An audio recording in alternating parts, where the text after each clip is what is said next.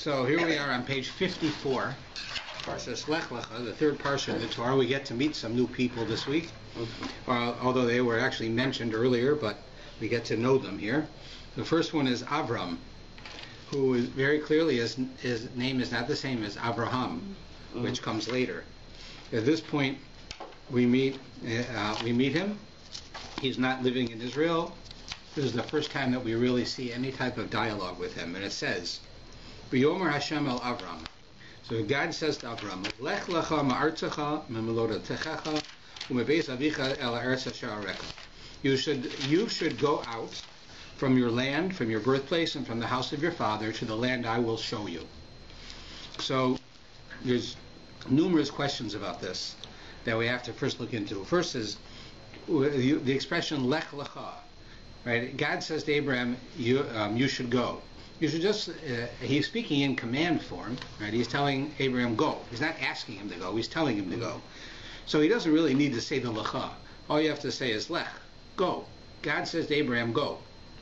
Right? Not you should go. You don't have to add that. So why does he add that? That's the first thing, because the Torah never has any extra words or letters. And then it says, from your land, from your birthplace, and from your father's house. If you leave your land, you definitely left your father's house.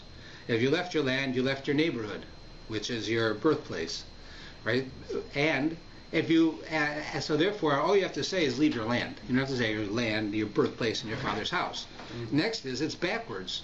If you're actually leaving, right, you're going out from somewhere. What do you go out first? From your house, then your neighborhood, then your country. You don't leave your country, then your neighborhood, then your house. So why does God put it backwards? Because he's telling him to physically go. So if you're physically going, you physically leave your house, then you physically leave your area, right? First you leave your house, and you leave Thornhill, then you leave Canada. You don't leave Canada, then Thornhill, and then your house. So why does he say it like that, such a way? And then to the land, well, I will show you. He doesn't say what that land is. We know that to be the land of Israel, but at this point, we don't know. So he says, the commentaries tell us the first point is, God is telling Avram more than to physically leave. He has to physically leave. He's living with his father. He's living in a place where he will not have as much effect on the world as he can in another place. And he has to physically leave. Leaving a place is not an easy thing to do. Anybody who's had to move knows how difficult it is to move. Not only physically, but emotionally. Rashi says that a person who leaves a place, right, and goes to a new place, becomes anonymous, right? You lose your fame. Nobody knows who you are. You usually have problems with wealth. In a new country, you have to start over again, right? So here, God tells Abraham he should go, and Abraham does it. So we'll see shortly that God will bless him that those things don't happen to him. And when he goes, he'll make a name for himself, and he'll be wealthy, right? But the secondary aspect is that it's not only he's physically leaving. He's telling Abraham, on a spiritual level, you have to leave behind all of the life that you were a part of up until now. Now, I don't mean that you were practicing anything wrong. Abraham was a person who discovered monotheism. He discovered that there's one God. He didn't worship idols. But he was living among idol worshippers. He was raised by idol worshippers. He lived in the home of an idol worshipper. Everybody around him was. In fact, we later call him Avraham HaIvri, right, the Hebrew. Ivri actually means from the other side. That's what the word means. The whole world was on one side of the river, and Abraham was on the other side of the river. That is to say that he was unique. He had a belief, and nobody else had this belief. So God's saying to him, in order for you to have success, you have to leave the ways of the ways of the land where you are, right, where you come from. You have to leave the customs of your birthplace, and you have to leave the teachings of your family, right? Because that's the last part. That's why it's backwards. Because it's easy, right? If you're going to, let's say you're going to leave Canada, you want to go to Israel, live in Israel, to give up being a Canadian and being an Israeli. That's not so hard. You can do that. To say that you're going to give up Canadian culture, which is your birthplace, in order to adopt Israeli culture is not so easy. That's harder. right? You always see when you go over to Israel, all of the Americans and the Canadians hanging out with the Americans and Canadians, right? And like it's really funny. One of the things you notice is that when you go, if you want to meet Israelis here, you go to any kosher pizza parlor. It's owned by and filled with Israelis. You go to Israel and you want to meet Americans or Canadians, you go to any pizza parlor, they're owned by and filled with Americans and Canadians. At the same institution, but here it's all Israelis and over there it's all Americans. Because people like to be with those who have similar backgrounds. That's just how we are. Right? So, and God's telling him, okay, give up being from the country you come from. Now I want you, that's why it says your land first. Then it says, I need you to give up the customs of your land, not of the land, but of your birthplace, of what it's like, of what the culture that you had. You have to give that up. No, right? Don't start, yelling and screaming for the Blue Jays. That's over. That's what he's saying. Then he says, leave the custom. Then leave your father's home. His father was an idol worshiper. You have to give that up. Even though it's very hard for a person to come to terms with the fact that his parents have done something wrong, you have to come to that realization and not do that. So God tells him, you have to leave. You have to leave first the country, the ways of this country, the ways of your birthplace, and the ways of your family. Now you're going to go out and be the unique Hebrew, the Ivri, the one individual in the world who stands up to the entire world and says, you're wrong and I'm right. The world, there is only one God, and that God expects us to be responsible to him, and he's ethical. And therefore, Abraham went to war with the world. And that's how God tells him how to do it, which is why it uses the extra word of saying Lech Lecha. Don't just go, but it says go to yourself. Lecha means to you. So it does. The way I translated it originally is a simple way, which is you should go. But I tell you in a different form, Lech, I'm commanding you to go. Where? Lecha, to you. Go to yourself. Find yourself. You are no longer the byproduct of this country, or of your birthplace, or of the lifestyle of your family. You're a unique individual, and your personality, and your spirituality, and your discipline are going to make you who you are. So go find yourself. That's what God says to him. Lech Lecha. And that's why it's written in this way. It is spoken to Avram instead of Avraham. Now later, of course, his name is changed. Not at this point, because he hasn't done it yet. After he becomes Avraham, he becomes the completed, fulfilled Jew, Hebrew. He then has his name changed. Until that point, he's not complete, so he's still referred to by his old name.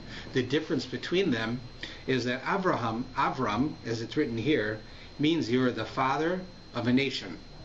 You're going to Av, right? Av is father. You're going to be the father of a nation. When it changes to Avraham, it changes the tense to being you are the father of many nations. So before, Avram was such a strong personality and such a unique person, even if he didn't fulfill himself, he was still big enough to create an entire nation that would follow him. But after he became complete, and he found himself, and he left his home, and he went to Israel, he would become the father of the world, of many nations. And that's why the name changes later. But that's why this sentence is done this way. Then God tells him what's going to happen when you go. And that's the second sentence. V'yasecha l'goy gadol, I will make you into a great nation.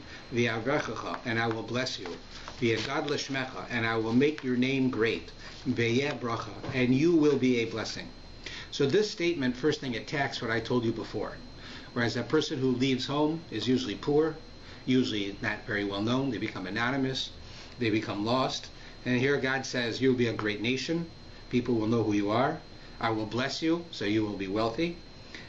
You will increase. There'll be many of you, because usually a person who travels, there's not a lot of members of their family. It's usually small. And you will be a blessing. Now this thing is a very funny expression, because up until now, right, everything is what God is going to do for Abraham. I will do this for you. I will do this. I will make you great. I will bless you. But now he says, you are a blessing. The tense is really weird. The tense is v'yeh bracha. You are a blessing. It's like, what does that mean? You are a blessing, right? And so the commentaries say that it means that Abraham was in and of himself was such a great person that the people of the world would say to their children, I want you to grow up and be like Abraham. Right? That's a blessing. In other words, if I say, I want my children to grow up and be honest people. So it's a blessing. And I'm blessing my children that they should be honest. I want my children to grow up and be like Abraham means that Abraham in and of himself is a blessing. And that's what God's saying. God says you're going to be so well received by the world, and the world will, even if the world will hunt you down and be terrible to you, they will always know that you are the source of all blessing in the world. And they will bless their children to be like you, even if they themselves are against you. But that's how the world will be. And it's always been that way. The Gemara says that the reason it says you will be a blessing means that I'm going to finish my blessings with you. What does that mean? So if you look in the Shemona Esrei, in the silent prayer, it says, we have the God of Abraham, the God of Isaac, the God of Jacob, and then it goes through all of these accolades about God, and then it says, blessed is God, the guardian of Abraham. So you'd say, well, you just said he's the God of Abraham, God of Isaac, God of Jacob. What are you telling me he's the guardian of Abraham? Say at the end, you say, blessed Baruch Atah Hashem, Magen Avram Yitzchak v'Yaakov. It doesn't. It says Magen Avraham. And that's because it's telling us here that God says, you are a blessing. The world will close with your blessing. Even the prayers will close with your blessing about you. Now, there's another interpretation that I found very interesting. And we know that today in the world that there are all kinds of Jews. There are a lot of Jews who are tied into tradition, many Jews who are lost to tradition, Jews 25%, 50%, 60%, all different levels of people participating as being Jewish, identifying as being Jewish. But traditionally, a person who is Jewish, that is, that means they practice their religion to some extent, were people who learned Torah, right, did acts of kindness, and prayed to God. Those are the three mainstays of what a definition of a Jew would be. A Jew prays, right, like the way we pray, and a Jew does good deeds. You try to help people, stand up for the world, help others in the world, and we learn Torah. Those are the three things that are unique to what Judaism really is. So each one of the forefathers represent one of those things. Right? Yaakov, for instance, represents Torah. He was the hybrid between his grandfather and his father. His father, Isaac, represented prayer because he was the one offered as a sacrifice. Right? So he was like prayer because prayer is in lieu of sacrifices. Abraham was known for his kindness. He would go out of his way, do anything to help people. So if you take kindness and you take prayer and you put it together, the third level is Torah, right? Because that's supernatural. That came from God. So that is represented by Jacob. So we say that today there are lots of Jews who have Torah and who pray. They know what it means to pray, and they do good deeds. There are a lot of Jews like that. But there's many, many more Jews who have no tie to Torah and no tie to prayer, but are very involved in kindness. Very involved. I think just a quick look at any UJA anywhere in the world will show you that Jews, who many of them who participate in UJA have no religious tie to being Jewish, but they're Jewish and they identify as being Jewish. They give enormous amounts of money to help other Jews. Right? So the idea of kindness, which is represented by Abraham, is something that is ingrained in the spiritual DNA of all Jews. Throughout history, you find this. Jews are just like it. The Gemara says Jews are kind people. In general, that's how we are. Sometimes we're kind to a fault. We see with how we are in Israel sometimes. Right? We'll bend over backwards to do things to not hurt other people. We are very kind people. And that is represented by Abraham. So what we can also see is that throughout history, Jews some have left Torah, and some have left prayer. They don't know what an Orthodox synagogue is. But very few Jews who stay Jewish have left kindness, tzedakah, charity and kindness, represented by Abraham. So when God says here that in the end, the blessing will be you, that also means in the end of time, when the world is coming to a completion, when it's finally coming to its purpose, you will see that that's happening because the Jews of the world will still retain the desire to be kind and charitable. While they may have nothing else, they will still have that, right? And that we see today, that people are like that. How often? I remember when I worked for the UJA once outside of Boston, and the UJA raised more money than the United Way. Now the United Way was for everybody in the city, and the UJA was only Jews, and yet the UJA raised more money than the United Way in the same city. It didn't make sense, but it did make sense because Jews are like that. We're very kind. We're philanthropists. We might give our money to crazy things, but we do it. Right? And that's one of the things that it says here. And then God goes on and says to Abraham, "Umikal Lecha anybody who curses you will be cursed." He says, whoever blesses you will be blessed, whoever curses you will be cursed. And all of the families of the world will use you to bless. Right? They'll bless their children to be like you. So this is God says that if somebody wants to curse Abraham or the offspring of Abraham, which is us, they will be cursed. And ultimately, look at the world. What's happened in the world? We've been around for a long time, and we've had all kinds of nations, the most powerful nations in the world, come after us. You know, today, what's the most powerful nations? America and Russia.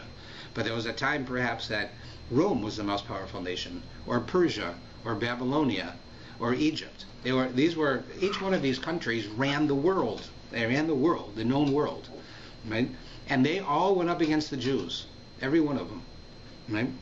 So whoever curses you, they'll be cursed.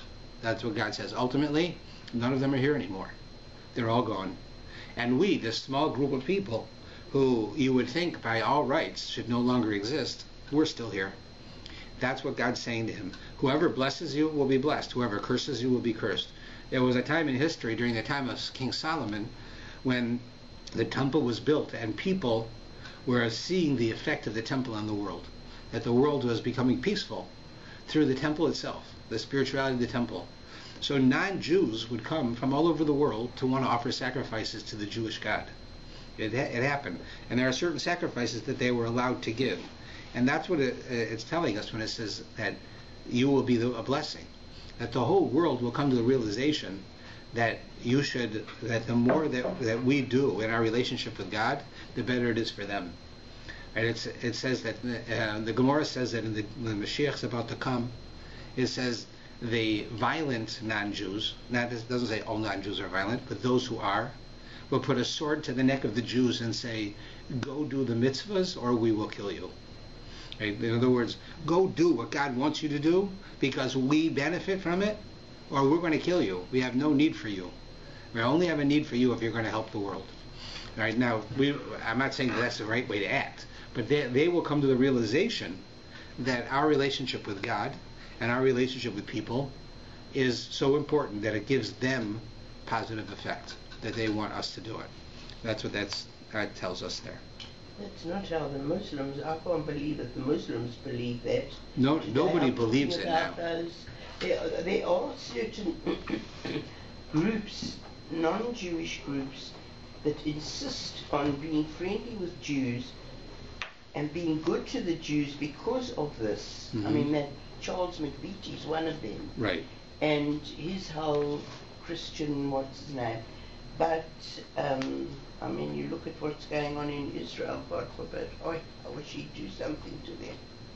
Yeah, well, the prediction isn't that it happens all the time, but we wish it did. And certainly, I mean, if you were here this past week and you heard our speaker, I think it was a bit shocking. He's an academic. He proved everything he said, but it was very shocking, the stuff that he taught us. So then he goes on, V'yelech Avram, and Avram went. God tells him to go, he goes. Kasher Dibur Elov Hashem, as God told him. V'yelech he told Lot, and Lot went with him. Lot was his nephew, right? His brother, he had a brother, his brother got killed, so Abraham took Lot under him, and he took him with him. V'Avram ben Chamesh Shanim Ushivim Shana, Abraham was 75 years old, B'Tseso Mecharon, when he left the city of Charon. Vayikach Avram Sarai Ishto. Avram took his wife Sarai. Her name later changes to Sarah, but Sarai is singular also. Sarai means my princess or a princess, and Sarah means the princess. So at first she was the princess of Abraham's people. In the future, when Abraham becomes sort of the king of all nations, so she becomes Sarah, which is the princess of all nations, rather than of his. Right now she's still Sari. V'es Lot, and he took Lot, ben Achiv, his nephew. V'es Kol Rechusham, and all of their inheritance, Asher Rakshu, that they inherited. V'es HaNefesh Asher Asu V'Charon, and the souls that they made in Charon. What is that? The souls that they made in Charon is, you have now the first literal interpretation of the idea of outreach. Abraham was a unique person. The whole world believed in idols. Abraham believed in monotheism. He was unique, he was alone. The whole world was against him. But him and his Sarah, they worked towards reaching out to people and educating them that God, there is only one God, and that God expects things of us, and that God is good. He wants to help be good to us. And he was able to influence people. So when it says the souls that he made in Charon, that means the people who became followers of ethical monotheism. They're not Jews, right? Abraham wasn't Jewish, because there was no Torah yet. They were Hebrews. So these people became followers of the Hebrew belief system, which is the same as Judaism, but it was pre-Torah. So they were followers of our beliefs, and they left with Abraham. We later, just as to foreshadow a bit, when we talk about Yitzchak in a couple of weeks, you will see that they all leave. They don't stay. Because Abraham was very warm and friendly. Yitzchak was very fierce. He was a very strong personality, right? Very strict with himself and strict with others, and people couldn't take it. So many of them left. But at this point, they're all following Abraham because they see that God is a wonderful, God is kind, and that's what they're looking for. So that's what they followed. So then it says, Yetzu Lechas Artza Canaan. He went to go to the land of Canaan, which is the land of Israel. Vayavo Artza Canaan, and he enters the land of Canaan. V'yover Avraham, I'll just tell you an interesting archaeological fact. They're going from Haran. Haran was in the Mesopotamian valley, which is like Iran, Iraq, that area. That's where Abraham was when he had to leave to go to Israel. When he left there to go to Israel, he went through Syria. That's how you get there. And there's a famous tradition among the Arabs and the Jews that in one city in Syria he stopped and he milked his cows. And that city today has just been destroyed. It was called Aleppo. That Aleppo comes from the original Hebrew and Arabic word halabi, which means halav, milk. And both the Jews and the Arabs have a tradition that Abraham left Haran, went to Israel, and stopped in that city. And because of that, that city was blessed with an abundance of wealth. And Aleppo was always a very wealthy city until ISIS came and just destroyed it now. Syria destroyed it. It's totally gone now. But it was a beautiful, beautiful city that had the oldest Torah in history there, which was smuggled out. And it had a very old culture. And some of the most famous Jewish communities comes from Aleppo. There's a whole group in New York of Syrian Jews from Aleppo, and they're called Halabi, and they follow very specific customs, and that's where it comes from. So Abraham stopped on his way. So it says, V'yover Avram be'eretz ad mokom Shechem, Adon Lot Moro. It says that Abraham went to the land, to Shechem, to the forest of a person named Moreh, V'hakanane Azbaretz, and the Canaanites, people from Canaan, were living there. Now, rather than going through line for line, let's talk about a few things. The first thing that happens here in the next couple lines is that Abraham, imagine this, Abraham gives up his entire life. He's living fine in Haran. And God says to him, I need you to continue doing your work, but not here. You have to give up everything and leave. And Abraham does. So you think like this, imagine if some guy, you're working in San Francisco in a company, and somebody comes and seduces you away from that company to come work with them in Toronto. So you find, right, so they offer you a lot of money, and they offer you everything you want, and then they bring you out here, right? And when you get here, there's no work. Your job's gone. You'd be pretty upset, right? If you weren't looking for a new job. This guy came and convinced you to leave your job and come there. Well, this is what happened here. Abraham is living in Haran. He's doing just fine. God says, no, there's bigger things for you. Come, you have to leave here. So Abraham says, okay, I'm going to do whatever God says. Loads up, takes his wife, takes the people that he works with, takes Lot, and heads off, right, on an enormous foot trip from Iraq to Israel. And he goes, right? What happens when he gets to Israel? There's a famine, right? You say, like, God, it's enough already. I did everything you wanted. I come to this country now, and there's no food to eat here. We're going to die. So immediately God tells him, oh, go to Egypt. So he tells him, give up everything and go to the land of Israel, where I will make you great. But okay, you get to Israel, it's not so hot. So God says, all right, look, go take a vacation in Egypt for a while. And that's what he does. He sends him to Egypt. And if you look here with verse 10, there was a famine in the land, and Abraham descended to Egypt to sojourn there, for the famine was severe in the land. And it occurred, as he was about to enter Egypt, he said to his wife, see now, I have not known that you are a woman of beautiful appearance. So what's going on here? We find, in order for Abraham to go into Egypt, they had to cross a river, it says.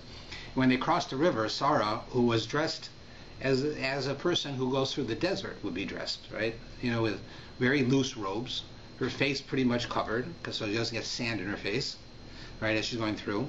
She suddenly has to go through a river. So what do?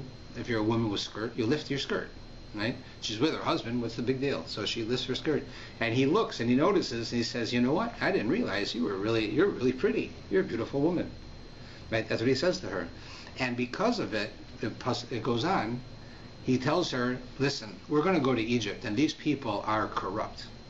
And if they see that you're beautiful, they're going to want to take you. But they know there's a rule. You can't take a wife of someone's wife. I mean, she's married. So what'll they do? They'll kill me. And then you won't be married. So do me a favor. Tell them you're my sister. Tell them that. So, and that's what she does. But only because he realizes how pretty she is that he's afraid that she'll be taken. And she goes down. Now, what does it do to say you're my sister? It means that they'll still take her, but this way they won't kill him. It doesn't sound very good, right? If you say you're my wife, they'll kill me and then they'll take you. If you say you're my sister, then they'll not kill me, but they'll take you. Either way, you're taken. So at least I'll be alive. Right? It doesn't sound great the way he's doing it. Plus, the whole idea is that they're going to take her. She's a married woman, even if she says she's not a married woman, right? And it's a serious thing for someone to attack a married woman, right? Especially in the ancient times when a married woman was holy. She was part of her husband. She wasn't available to other people. It was almost like, I can do anything I want, but that I can't do. That's how the world looked at it. And here this happens. So let's look at one of the many questions that come up with this, which is, how can Abraham ask her to lie? He actually asked her to lie, right? Tell them you're my sister. Abraham's a man of God, right? And the Torah is telling us this, which means the Torah doesn't hide the flaws of our forefathers, but it means that most likely the way it's written, so matter-of-factly, that he didn't do anything wrong. So why isn't it wrong to ask her to lie? So this week I'm going to be speaking about that for an hour after Musaf, but I'm going to give you a different approach now, so that we don't waste your time if you come to both. There I'm going to give a more legal answer. Here I'm going to explain it more based on philosophy.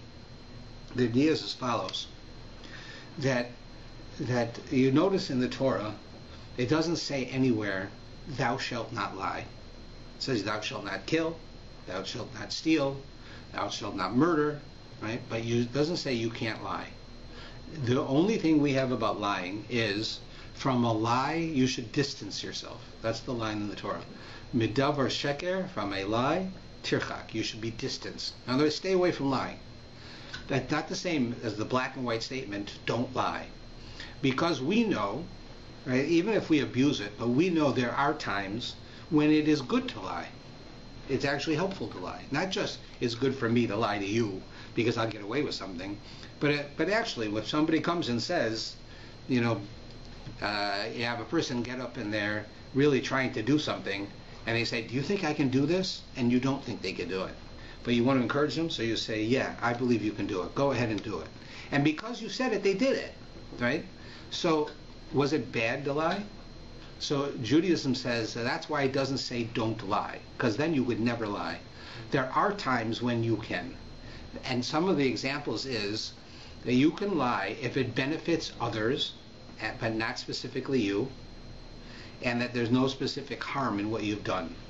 So for instance, if let's say someone's wife comes home and she bought a new outfit at an outlet store and they won't let her return it, and she comes home and she shows her husband the outfit.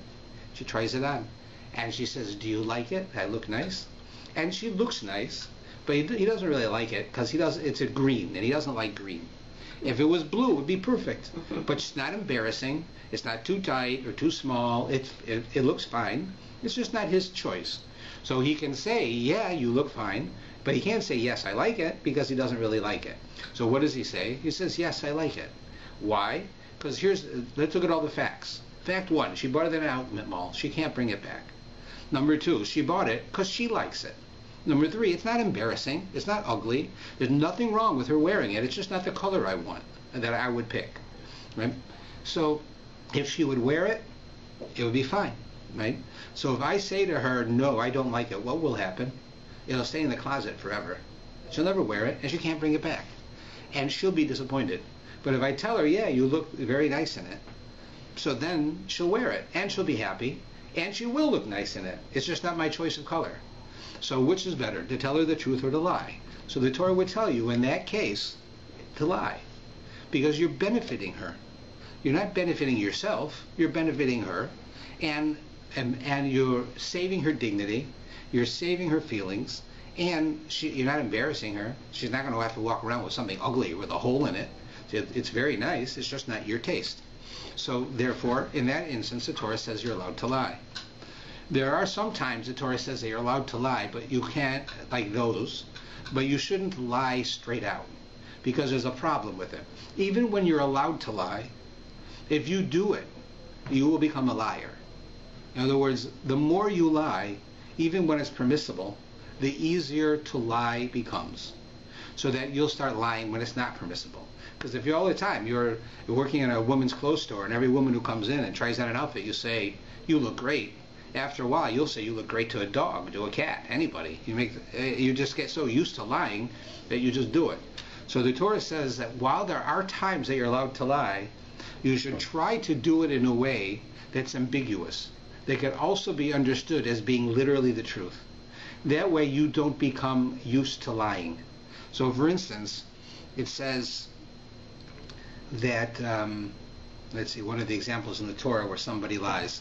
Rivka tells her son Jacob, right, go to your father and tell him you're Esau. Right? Go to your father and get the blessings for Esau. And Jacob says, if I do that and my father catches me, he'll curse me.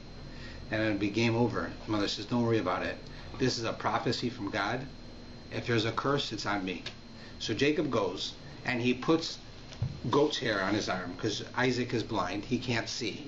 So he puts goat's hair on his arm so that when the father touches his arm, he feels hair. Because Yaakov was basically didn't have much hair on his arm. But Esau, his brother, did. He was very hairy. So that way when his father would touch his hand, right, because that's what he would do since he was blind, he'd think it was Esau. And he says and Isaac says to Jacob, wait a minute, it's the hands of Esau, but it's the voice of Jacob. That's what he says to him, right? Something's wrong here. So Jacob says back to him, it is I, Esau, your older son. Now he's lying, right? It's not I, Esau, your older son. It's I, Jacob, your younger son. But he lies. But Rashi says he didn't really lie. And why? He says because of the punctuation. He's saying, it is I, period. Esau is your older son. Now that's not what he said. And that's not what he meant. He meant to lie. He wanted to trick his father. So why is Rashi playing games with us and saying he didn't really lie? Now this happens every single time where we see that it appears that somebody is not being honest. Like here, Abraham tells her, tell them you're my sister, not my wife. Right? That's a lie. So what is it? Rashi says he didn't lie. She is his sister. Because if you look back at the lineage, she's actually his niece. He married his niece. Right? Abraham married his niece. And in ancient societies, they had a thing called sister wives, which not just that you had more than one wife, but you had wives who were on a higher level of social status that were also related to you. You could marry a woman, and she's your wife. If you married a relative, right, a distant relative, that was a higher level wife. She was closer to you. Sarah was that. It was called sister wife. So he says, tell them you're my sister, right? He meant, Rashi says what he's saying is, tell them you're my sister wife, but don't say wife, right? So is he lying? Yes. Does he mean to lie? 100% he means to lie. He wants her to make them think she's not married to him. But did the words come out of his mouth that way? No. The words that came out of his mouth were ambiguous. They weren't clear. And that's why the Torah tells us that if you have to lie, try to be ambiguous so you don't become a liar. Because then you're going to get so used to lying that you'll do it all the time. So use ambiguous words that can be misconstrued as being true. Right? That will at least help you. But you are allowed in certain circumstances to lie. The biggest example is coming up next week, where God sends 3 angels to Abraham, right? And one of the angels tells Abraham, you're going to have a baby. Your wife's going to have a baby, right? Now Sarah is there. She's in the other room. She hears it, and it's so absurd that I am going to have a baby. She's like 100 years old, right? I'm going to have a baby. I've never been able to have one before. Suddenly now this guy shows up, this Arab. They don't even know he's an angel. This Arab shows up and tells me, my husband, I'm going to have a baby. Like, you crazy? So she laughs. Right now, what the angel was saying was, God says you're going to have a baby. So she laughs at it. It's absurd. I've never had a baby before. I'm going to have one now. I'm so old. Right? She could be in this Golden Girls Club 20 years ago. Right? So I don't have. It's not possible. So then, what happens is the following. She said, "This is her words." She says, "I'm going to have a baby. My husband's 100 years old. He can't give me a baby." That's what she says. Now God realizes that Sarah has a problem. She doesn't realize that God can do anything. God can give her a baby. He can do it. Just because she's 90, he's 100, doesn't mean they can't have a baby. God can do it if he wants to. So God goes to Abraham and he says, listen, you have to have a talk to with your wife. It's actually in the Torah, this, what I'm telling you next week. You have to have a talk with your wife. She doesn't really understand. She said, how could I have a baby? I'm so old. But you have to teach your wife that she's not too old. If I want to give her a baby, I can. But now, God just said what Sarah said. Sarah didn't say that. Sarah said, how can I have a baby? My husband is so old. She didn't say, I'm so old. She said, my husband is so old. But God says, Sarah said, I'm so old. Right? Now, why would God lied? God himself. That's not what she said. And the Torah, God's own book says that's not what she said. So why is it? What's going on, right? So here, God's teaching us a lesson. That one lesson is that no man wants to think that his wife thinks he's an old man. And no man wants that. And God knew that. So God says, what's my goal in telling Abraham that Sarah laughed and said, I can't have a baby? Is it to make Abraham feel bad that his wife thinks he's old? Or is it so that Abraham should educate his wife about the ways of God? That's the answer. That's what he should do. So why should I tell him that his wife said that he's old? It's just going to make him upset. He's going to say the wrong thing. He's going to have an argument with his wife, and he's not going to fix it. He's going to end up yelling at her. What do you think I'm so old? God said you told me I'm so old. Right? That's not what God wanted. So God lies to her. Not because it's good for God, because it's good for Abraham. Right? In order to fix the problem. So here we see examples where lying is allowed, but very specific reasons. And I can tell you in our lives, 99% of the times that we lie, it's because we're in trouble. we forgot to do something. Right? My wife sends me to the store to buy mayonnaise and ketchup and hamburgers, and I come back with a magazine and a six-pack of beer. Right? And she'll say, what about the mayonnaise? I said, they didn't have any mayonnaise. And what about the milk? They didn't have any milk. I'm lying. Of course they had milk and mayonnaise in a grocery store. They didn't have beer in a grocery store, but they had all those things in the grocery store. So why am I lying? Because I was an idiot, and I didn't do what she said, and I didn't think about it, and I just went, oh, she sent me to the store. It must be for beer. So I went and I bought beer. But it wasn't for beer. But I lied. So I'm not allowed to do that because I'm lying. It's benefiting me. Right? Then I can't lie. But if I'm lying because my wife by mistake said to me, get beer, but she meant get mayonnaise, right? And then I bought the beer, and she starts yelling at me, and I realize that she's just having a bad day, and she said the wrong thing. So I can lie to her and say, you're right, you did say to get mayonnaise. I'll go back and do it. Even though she didn't. Because there I'm benefiting her. Because what's the goal? The goal is not to make her feel bad. The goal is not for God to make Sarah feel bad or Abraham feel bad. And the goal is not here, right, that Sarah should be taken. It all has an ulterior motive of teaching a lesson. And the lesson is taught better by not being honest in these cases. So therefore, you're allowed to in those specific cases. And it's very important. We do it all the time. We just don't know that we're allowed to. But we all do it. We call it a white lie. But most of the time, our white lies are not really white lies because they're there to benefit us, right? But at the time when it is to benefit someone else, right, when I do this in shul, I usually use that example where a guy's wife comes to him and says, do I look fat in this? Right? Because no matter what you say, you're in trouble. You say, oh yeah, you do, and you shouldn't wear that, and then you're in trouble. And you say, no, you don't. What, I look fat in other things? Right? Then you're in trouble either way, right? Yeah. Is it beneficial to teach children that they aren't supposed to lie? No, not till they're older, because they can't understand it. It's too subtle. You should teach children to be honest. But then what the problem is just like when you teach children to be honest, then they will say things that are not nice. Mm-hmm. So that's where, when they start realizing that, that's when they're old enough to understand. The difference between, when, their grandmother wants to kiss them, and they say, you're all wrinkly, I don't want to kiss you, and then their grandmother gets all upset, right? Mm-hmm. Right? No, an adult wouldn't say that. An adult would come up with an excuse if they didn't want to kiss them. They'd lie, right? But a child will be brutally honest. So being brutally honest is not an asset. We don't believe that people will say, well, what's wrong with it? It's, I'm being honest. Being honest is not always good, right?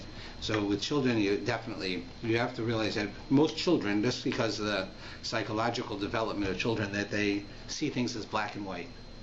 And if you tell them they have to be honest, they will be so honest that they'll hurt themselves. Right? It's like when you have a kid and you tell them you're not supposed to hit people, and he gets beat up. And then you say, listen, if someone hits you, you got to hit him back. But you just told me I'm not allowed to hit people. So they say, no, you were allowed to hit people. So now he goes and he beats up somebody. Now you got to say, no, you can't beat up somebody. You're not allowed to do that. You can't hit people. But you told me I can hit people. Only if they hit you first. So then somebody hits them first, and he beats them up again. Right? So it goes in a circle, right? Because kids are black and white. We have to, when they're old enough to see gray, then you're old enough to teach them that. Okay? So that's that story with Abraham and Sarah. And of course, it doesn't work out so well because she does get taken, right? And when it says that the Pharaoh takes her, he's punished. God punishes him. Now, why would God punish him if all he did was take a free woman, right? Remember, we're not talking about today, right? We're not talking about Jewish ethics, right? That you can't take a woman against her wishes and marry her, right? Pharaoh could take a woman against her wishes and marry her. He's Pharaoh, right? So back then, at least. So there, he did it, right? And then God gives him a plague because he's trying to have relations with a married woman. So what God does, so that Sarah shouldn't be raped, he gives him a plague, like he gives him a disease that causes him to be unable to have relations. So then Pharaoh's no dummy. He realizes something's fishy here. So he goes back to Abraham and he says, it's your fault.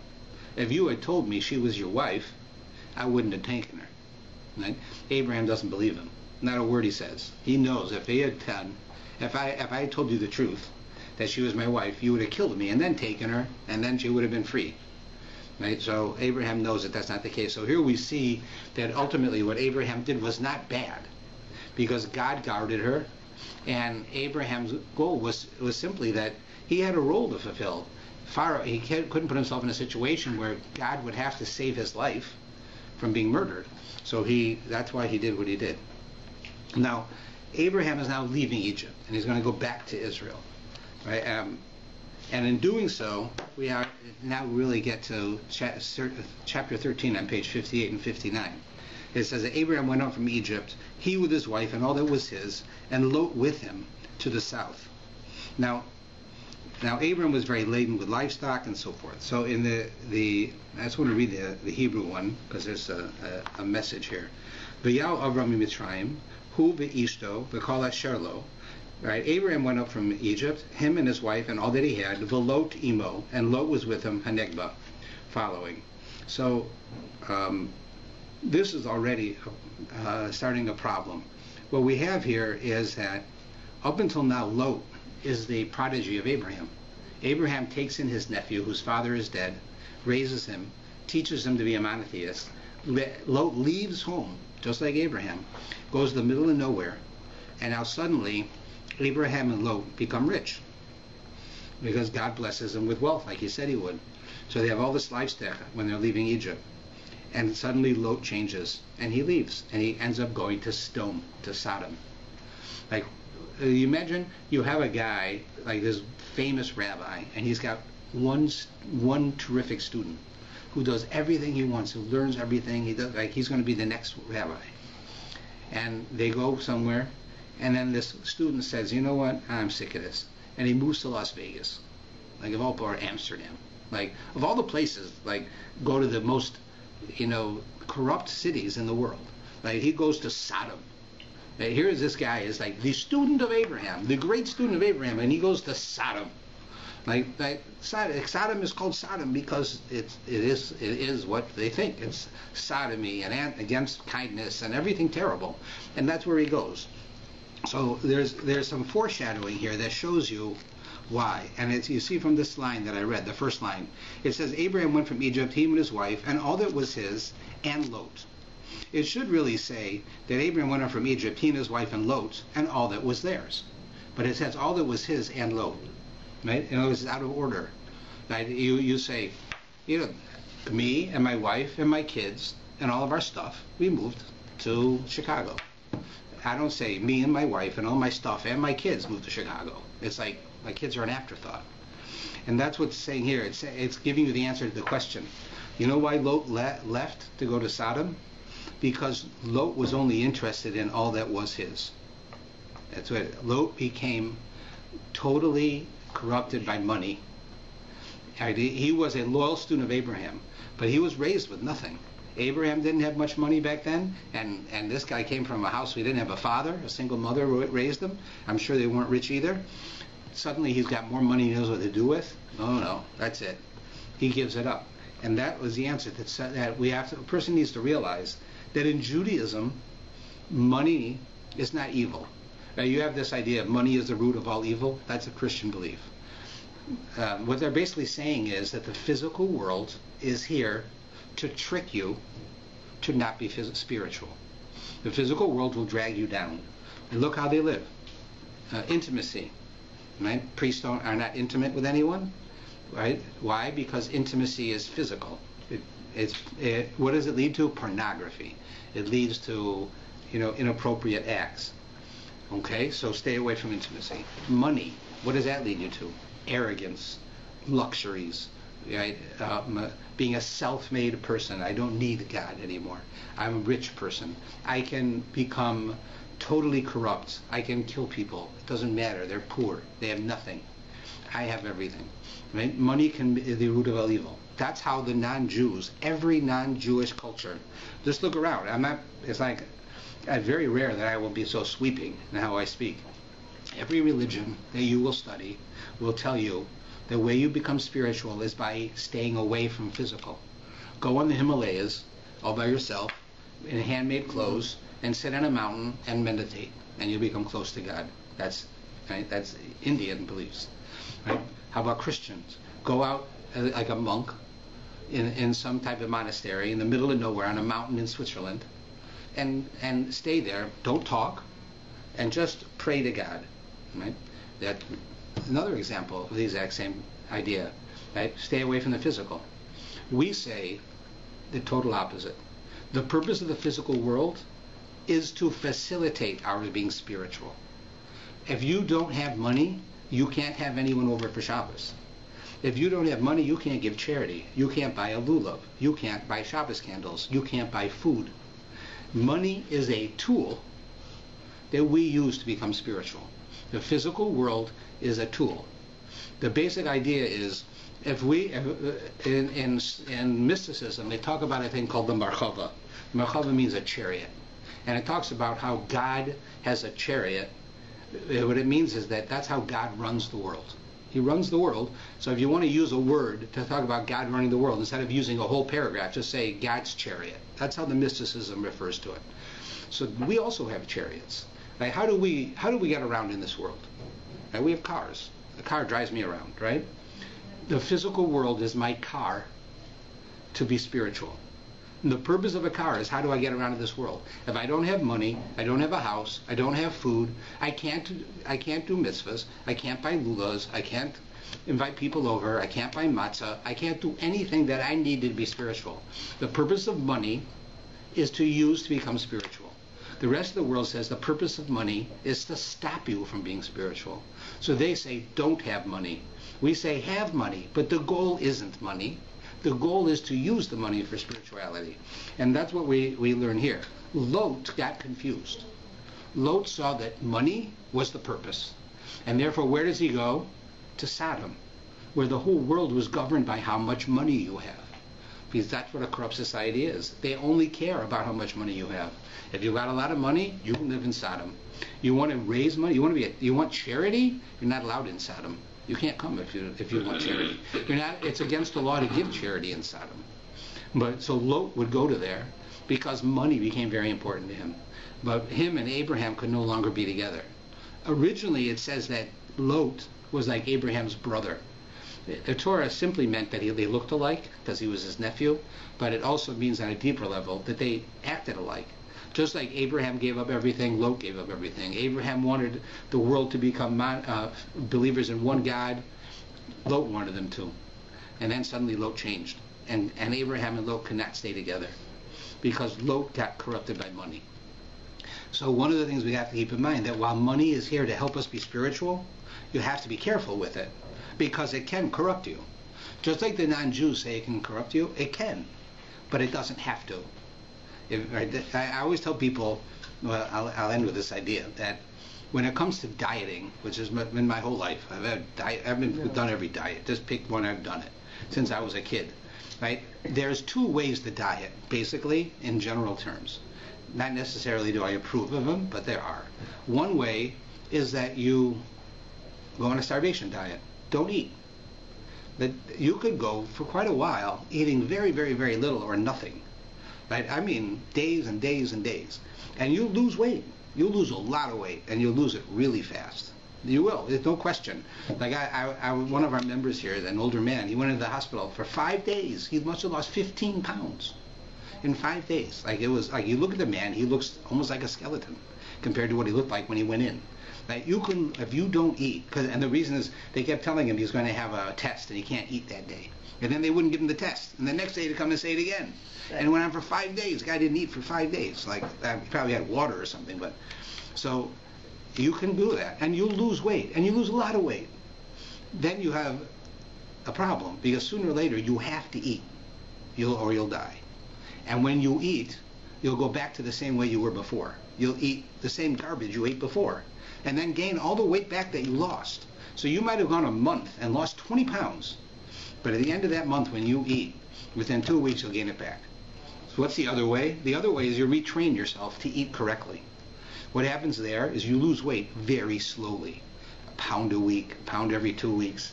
But you've retrained yourself. What happens is then you never have to change. You can eat that way for the rest of your life. After 2 or 3 years, you now a normal weight. You lost the weight. You'll never gain it back as long as you keep doing this. and you've already retrained yourself to do it. There's no reason you shouldn't. Those are the two different ways. One of them is very fast, but it has short term. It's not going to work in the long run. One of them is slow. All right? It's much easier to not come to the table when you're on a diet than to come to the table and eat correctly. All right? We all know that. You come to, if I invite you to my house for a meal and I have all kinds of cake on the table, right, and you're sitting there talking to me, it's much harder for you to not eat that cake than if you were in the other room. You didn't come at all. It's much easier to fast and lose weight than to eat correctly and lose weight. There's no question about that, right? But the only way to keep it off is to eat correctly.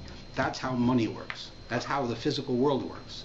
If you want to get spiritual, you could ignore the physical world, and you'll get some spirituality. We have a Nazarite does that.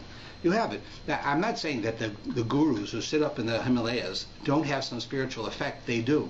But the minute they have to come down and go back into the city and buy food and get clothes and interact with people of the opposite gender, they're going to mess up because they're not used to it. They haven't trained themselves. While, on the other hand, we involve ourselves with it all the time, but we do it with discipline, and we use it to become spiritual. It's a lot harder and a lot slower, but it works. When you don't do it right, you end up like Lot. You end up totally corrupt and lost everything that you worked on. So just like we understand what I was saying when it comes to dieting, because I'm sure we've all had this, where you can diet in different ways, we also know that in the spiritual world it's the same thing. That the idea is to live with discipline. Grow slowly, use your money, use your other things slowly, don't do things extravagantly, and you will grow spiritually and you grow physically the same way. That's the message here. And Lot messed it up. And because of it, right, Lot was destroyed.